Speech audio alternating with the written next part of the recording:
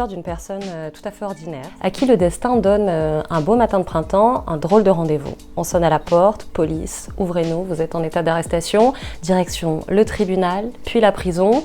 S'ensuit un cauchemar, il se retrouve propulsé dans un univers dont il ignore tout, peuplé de créatures toutes plus terrifiantes les unes que les autres, et qui se révéleront être, dans sa quête pour la liberté, tour à tour des ennemis redoutables, mais aussi, et c'est là la lumière dans la nuit, des alliés inattendus.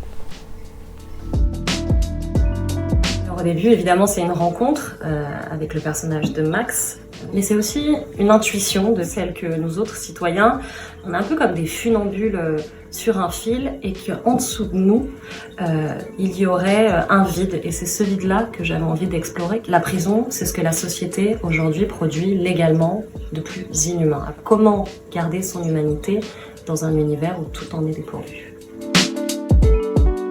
Le plus important pour moi, c'était d'être spectatrice de cette transformation qui était la leur, puisqu'en entrant en prison, ils sont exposés depuis maintenant longtemps, pour certains, à des radiations carcérales, avec chacun leur toc, leurs manies, leurs habitudes.